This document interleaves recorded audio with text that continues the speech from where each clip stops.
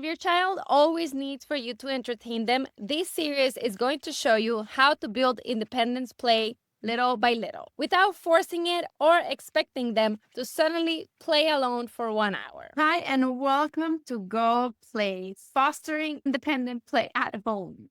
I am going to give you some tools and tips so that you can foster more independent play at home so that your kid can learn through the magic of play at the same time, so you have some time to do other things. We're going to have 6 modules in this course. There are 2 free principles in there, 2 guides that are going to help you to restock your playroom, to find things that you can use at home that requires no purchasing so that you can foster that play. I hope you have a great time with this course.